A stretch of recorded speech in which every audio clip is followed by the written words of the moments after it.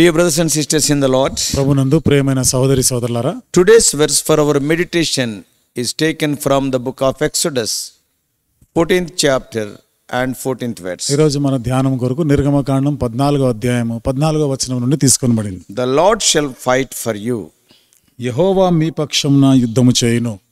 The Lord had rescued Israel from their slavery in Egypt. దేవుడు ఇశ్రాయేలు ప్రజల్ని ఐగుప్తు బానిసత్వం నుండి విడిపించాడు. They lived as slaves for a long period, but God brought them out with much wealth. చాలా కాలం వరకు వారు ఐగుప్తు యొక్క దాసత్వంలో ఉండినారు.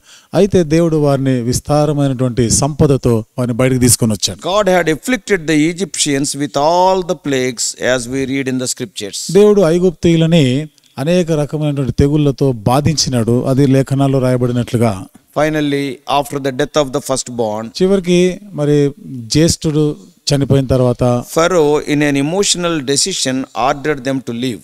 ఫరో ఒక ఉద్రేకపూరితమైనటువంటి తీర్మానంలో వాళ్ళని వెళ్ళిపోమని చెప్పి విడుదల చేశారు. There are two schools of thought here. ఇక్కడ మనకు ఒక రెండు తలంపులు కనబడుతున్నాయి. From the Egyptians' point of view, ఇప్పుడు ఐగుప్తీయుల కోణం నుండి మనం చూస్తే they had driven out the Israelites. వారే ఇశ్రాయేలీలని వెళ్ళగొట్టారు, తరిమేసినారు. Whereas from the Israelites' point of view, ఇప్పుడు ఇశ్రాయేలీల కోణం నుండి మనం ఆలోచన చేస్తే they got freedom. వారికి విడుదల వచ్చింది. Their struggle for liberty was fruitful. వారి విడుదల స్వాతంత్రం కొరకైనటువంటి పోరాటము ఇక్కడ ఫలించింది. Later, Pharaoh wanted to eradicate the Israelitish race and ordered the army to pursue them. ఆ తర్వాత ఫరో ఇశ్రాయేలు జనాంగాన్ని పూర్తిగా తుడిపి పెట్టాలని ఆ ఐగుప్తు సైన్యానికి కూడా ఆజ్ఞలిచ్చాడు. The Egyptian army and authorities regretted about what they had done in asking the Israelites to leave, and they tried to overtake them. ఐగుప్తు యొక్క సైన్యము అధికారులు సైనికులు వీరు ఈ ఇశ్రాయేలీలని వెళ్ళిపోమని చెప్పినందుకు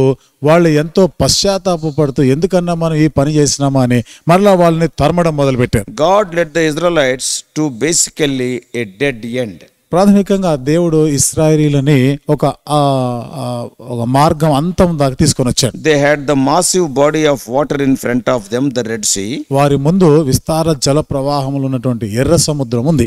And behind them was a powerful Egyptian army. వెనక నుండి శక్తివంతమైన ఐగుప్తు సైన్యం వస్తుంది. So they were panic stricken. ఇప్పుడు వాళ్ళు ఎంతో భయభ్రాంతులకు గురై ఉన్నారు. They were agitated so much in their minds. వారి మనస్సులో ఎంతో ఆందోళన ఉండింది. Their hearts were filled with fear. వారి హృదయాలు భయంతో నిండిపోయి ఉన్నాయి. Instead of holding fast to the word of God and remembering his promises to take them safely into the land he promised to Abraham, దేవుని యొక్క మాటని వారు చేపట్టి దేవుడు అబ్రహాముతో చేసిన వాగ్దానం ప్రకారం వారి దేశానికి నేను తిరిగి తెస్తాను అనే దాని ఆ మాట పైన నమ్మకం ఉంచడానికి బదులుగా they looked at the problems that were surrounding them. వారి చుట్టూ ఉన్న సమస్యల పైన వైపు వారు దృష్టి పెట్టారు. The surging waters of the Red Sea stood ahead of them.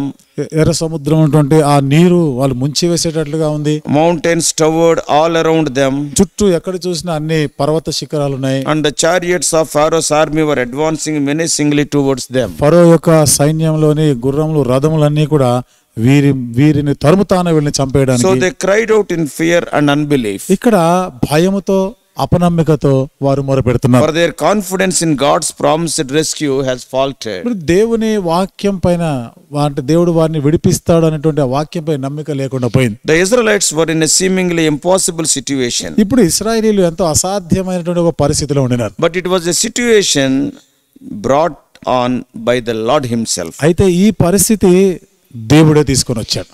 It was God who had hardened Pharaoh's heart to pursue the fleeing slaves. ఈ పారిపోతున్నటువంటి ఈ యొక్క బానిసలని వెంటాడాలి తరమాలని దేవుడే ఫరో హృదయం కఠినం చేసినవాడు. Why would God do such a thing? ఎందుకని దేవుడు ఇట్లాంటి పని చేస్తాడు? Why did God lead them to such a obvious trap? ఎందుకని దేవుడు ఇలాంటి ఒక ఉచ్చులోనికి వాళ్ళని పడేస్తున్నాడు? The answers are so simple. దీని జవాబులు చాలా సామాన్యమైనవి. He wanted to demonstrate to them his mighty power. దేవుని యొక్క బలమైనటువంటి ఆ శక్తి అధికారాన్ని వాళ్ళకి చూపించాలనుకున్నాడు. He wanted to teach them so many valuable lessons such as వారికి విలువైనటువంటి అనేకమైన పాఠాలు నేర్పించాలనుకున్నారు. And if God be for us, who can be against us? దేవుడు మన పక్షంగా ఉండగా మనకు విరోధి ఎవరు?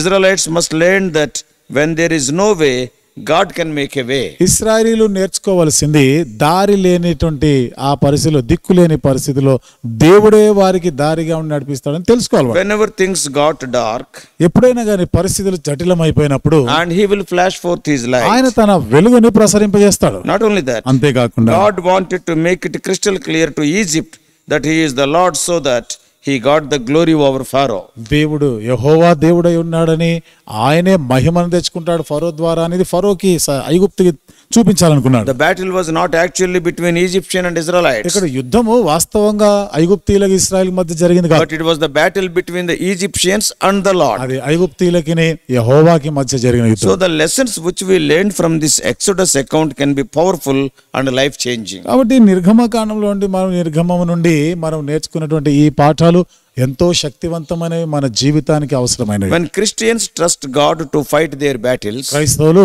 తమ యుద్ధం ఎదుర్కొనే దానిలో దేవుని యందు నమ్మకం ఉంచినప్పుడు it enables them to be fearless and hopeful. అది నిర్భయంగాను అది వారు మరి నిరీక్షణ కలిగిన వారుగా ఉండడానికి. There will be times when we can see absolutely no way around a problem. కొన్ని సమయాలు మనకి ఎదురవుతాయి, ఎక్కడ మనకి ఈ సమస్య నుండి బయటికి వెళ్లే దారే కనబడదు. Just like the Israel when they were cornered. ఇశ్రాయేలీయులు ఏ రీతిగా అయితే ఒక మూలకు వచ్చేసినారో అట్లాంటి పరిస్థితి. It's quite probable that not even one Israelite would have imagined that the massive Red Sea was going to split down in the middle. ఒక్క ఇశ్రాయేలీయుడు కూడా ఈ ఎర్ర సముద్రము నడిమికి రెండుగా పాయలైపోతుందని ఒకడు ఊహించలేదు. They never imagined that the same sea will provide their way to escape. ఆ సముద్రమే వీరు తప్పించుకొని పోవడానికి మార్గముగా ఉంటుందని కూడా ఎవరు అనుకోలేదు. More than that, ఇంకా అంతకు మించి they never dreamt that the same Red Sea, which became a way of salvation for their lives, would become a burial ground for the Egyptians. ఏ ఎర్ర సముద్రం అయితే వారు తప్పించుకొని వారు రక్షించబడేదానికి అది మార్గం చూపించిందో, అదే ఎర్ర సముద్రము తమను తరుముతున్న శత్రు సేన ఐగుప్తులను ముంచివేస్తుందని కూడా వారు ఊహించలేదు. When Christians believe God's word, క్రైస్తవులు దేవుని మాటని నమ్మినప్పుడు they learn that no battle is too formidable or monumental for God to handle. మరి ఏ రకమైన యుద్ధమైనా కానీ దేవునికి అది శాతగానిదంటే కాదు, ఆయన ఏదైనా చేయగలడని అదొక పాఠం నేర్చుకోవాలి. When we find ourselves at a dead end like the people of Israel in Exodus 14, నిర్గమకాండం 14వ అధ్యాయంలో ఇశ్రాయేలీయుల పరిస్థితి ఎలాంటి ఒక మూలకు వచ్చేసినారో, వాళ్ళు దిక్కులేని పరిస్థితికి వచ్చారు, అట్లాంటి పరిస్థితికి వచ్చినప్పుడు we can be rest assured because God fights for us. మనము నిశ్చయంగా నిర్భయంగా ఉండగలం, ఎందుకనగా దేవుడు మన పక్షంగా యుద్ధం చేయవాడు. Oh, what a word of comfort. ఇది ఎంత ఆదరించేటువంటి మాట, What a word of confidence. ఎంత ధైర్యాన్ని ఇచ్చే మాట, What a word of victory ఎంత Moses spelt out in the verse of our meditation. ఎంత విజయంతో కూడిన ఈ మాట మోషే నేటి దినం మన ధ్యానం కొరకు ఈ మాటల్లో చెప్తున్నాడు. The Lord shall fight for you and ye shall hold your peace. యెహోవా మీ పక్షంన యుద్ధము చేయును, మీరు ఊరకయే ఉండవలెను. God's people, when they obey God in faith, దేవుని ప్రజలు విశ్వాసంతో దేవుని యందు వారు మరి లోబడినప్పుడు, విధేయత చూపించినప్పుడు, oh, they would find triumph at every turn. ప్రతి విషయంలో సందర్భంలో కూడా వారు విజయాన్ని చూస్తారు. Proverbs 21:31 says, సామెతల గ్రంథం 21:31లో రాయబడింది, victory rests with the Lord. కాబట్టి విజయము యెహోవా యందే ఉంటుంది. God is in control. దేవుడే సమస్తమును నియంత్రించువాడు. That does not mean Christians can avoid the battles. దాని అర్థము క్రైస్తవులైన వారు యుద్ధాలు తప్పించుకోవాలని కాదు. To be frank, వాస్తవంగా చెప్పాలంటే yes, we are asked to put on the full armor in Ephesians 6:10-17. ఎఫెసీయులకు రాసిన పత్రిక 6వ అధ్యాయం 10 నుండి 17 వచనాల్లో సర్వాంగ కవచాన్ని మనం ఎల్లప్పుడూ ధరించుకొని ఉండాలని But ఆజ్ఞాపించబడ్డాము. our trust is in the Lord. అయితే మన నమ్మిక యెహోవా యందే ఉంటుంది. Psalmist says in Psalm 20:7, కీర్తనకారుడు 20వ కీర్తన 7వ వచనంలో అంటాడు, some trust in chariots and some in horses, కొందరు రథములను బట్టి కొందరు గుర్రములను బట్టి అతిశయించుదురు, but we trust in the name of the Lord our God. మనమైతే మన దేవుడైన యెహోవా నామమును బట్టి అతిశయపడదు. Therefore, dear brothers and sisters, కాబట్టి ప్రియమైన సహోదరి సహోదరులారా, are you facing any conflict today? ఈ రోజు నువ్వు ఏదైనా ఒక పోరాటాన్ని ఎదుర్కొంటున్నావా? Being a child of God, దేవుని బిడ్డగా ఉంటూ though you are upright, నువ్వు యథార్థంగా ఉన్నా, are you feeling that you are cornered? ఏదైనా నిన్ను ఎవరు పట్టించుకోని స్థితిలో ఉన్నట్టుందా? There is no way of escape. తప్పించుకునే మార్గం లేని దిక్కుతోచని పరిస్థితి వచ్చావా? Like Israel, we are to believe God's word. ఇశ్రాయేలీయుల వలె మనము దేవుని మాట యందు నమ్మిక ఉంచాలి. We are to have confidence on Lord's faithfulness. దేవుని యొక్క నమ్మకత్వం పైన మనకి ధైర్యం ఉండాలి. And we are to quietly trust in God for our salvation, because He promised to fight for us and deliver us from all our enemies. మన విడుదల కొరకు దేవుని పైనే మనం నమ్మకం ఉంచాలి. ఎందుకనగా మన శత్రువుల నుండి ఆయన విడిపిస్తానని వాగ్దానం చేసినాడు ఆయన. Have faith in God and in His word. దేవుని యందును దేవుని మాట యందును విశ్వాసం ఉంచాలి. Then you will be the victor. అప్పుడు నీవు విజయశాలిగా అవుతావు. Not only here, ఇక్కడ మాత్రమే కాదు, in many parts of the scriptures, లేఖనాల్లో అనేక భాగాల్లో we see the same truth repeating. ఇదే సత్యం మరలా చెప్పబడింది. When David was facing Goliath, దావీదు గొలియాతును ఎదుర్కొంటున్నప్పుడు we all know it is not the sling and stone, but God fought the battle. అక్కడ వడిసెల రాయి కాదు కానీ యెహోవా యుద్ధం చేసినాడు అక్కడ. 1 Samuel 17:47. మొదటి సమూయేలు గ్రంథం 17:47. The battle is the Lord. యుద్ధము యెహోవాదే. Again in the case of King Asa facing the 10 lakh Ethiopian army. మరలా ఆసాపు విషయానికి వస్తే, Asa. ఆసా రాజు విషయానికి వస్తే 10 లక్షల మంది కూషీయులు వారిని ఎదుర్కొంటున్న సైన్యాన్ని We can see the ఎదుర్కొంటున్నారు. same truth repeating. ఇదే సత్యం మరలా ఇక్కడ చెప్పబడింది. When Jehoshaphat faced the 3 enemies, యెహోషాపాతు ముగ్గురు సైన్యంని ఆయన ఎదుర్కొన్నప్పుడు the Lord fought the battle. దేవుడే యుద్ధం చేసినాడు. Even in the case of Hezekiah, హిజ్కియా జీవితంలో కూడా when the Assyrian king came against him, Ashur రాజు ఆయనకు విరోధంగా వచ్చినప్పుడు very clearly it is written, one angel of God killed 1,85,000 enemy soldiers. ఎంత స్పష్టంగా రాయబడిన మాట, ఒక్క దూత శత్రు సైన్యంలో 185,000 మందిని చంపేసి. Even when Gideon went against the Midianites with just 300 men, గిద్యోను కూడా 300 మందితో కేవలం ఆ మిద్యానీయులకు విరోధంగా వెళ్ళినప్పుడు we know God fought the battle. మనకు తెలుసు కదా దేవుడే యుద్ధం చేసినాడని. Same is true in our lives also. మరి మన జీవితాల్లో కూడా ఇదే వాస్తవం. When we count the blessings, they are innumerable.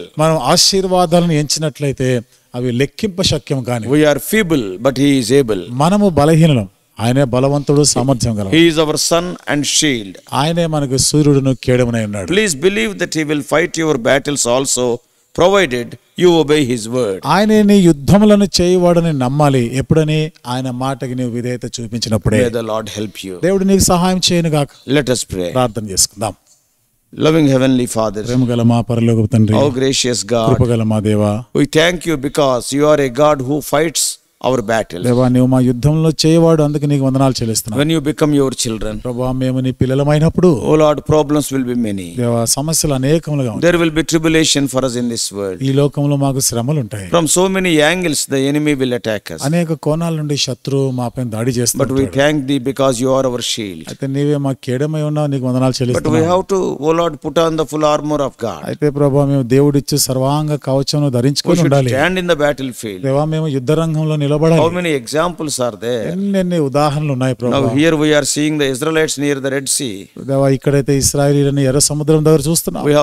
We have seen David before Goliath. గొలియాదు ముందు దావీదుని We చూస్తున్నాం. have seen Asa, oh Lord, before those 10 lakh Egyptian army, Ethiopian army. 10 లక్షల ఐథియోపియా సైన్యం ఎదుట ఆసాని చూస్తున్నాం. We have seen Jehoshaphat facing 3 armies. ప్రభా 3 సైన్యాలను ఎదుర్కొంటున్న ప్రభా యెహోషాపాతుని We చూస్తున్నాం. have seen Gideon attacking the Midianites. గిద్యోను మిద్యానీయులపై దాడి చేయడం Oh Lord, చూస్తున్నాం. in every battle thou hast given them victory. దేవా ఇలాంటి ప్రతి యుద్ధంలో నీవే వారికి ప్రభా విజయం ఇచ్చావు. They have not fought the battle, దేవా వాళ్ళేం యుద్ధం చేయలేదు, but you fought the battle. నీవే యుద్ధం You చేసినావు. are the same God. దేవా నీవు అదే దేవుడు. Today when we are facing problems, ఇది నాన్న మేము ప్రభా ఈ సమస్యలు help ఎదుర్కొంటున్నప్పుడు us to hold fast these promises. దేవా ఈ వాగ్దానాలని మేము గట్టిగా పట్టుకుంటూ సహాయం Help us to చేయండి. be victorious. దేవా మేము విజయశాలులుగా ఉండకు చేయండి. In Jesus' precious name we pray. యేసు ప్రభువు అమూల్యమైన నామములో ప్రార్థించి వేడుకుంటున్నాం తండ్రి.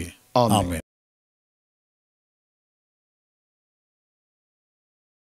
God bless you all. Please subscribe for more spiritual messages on YouTube channel John Victor Hebron.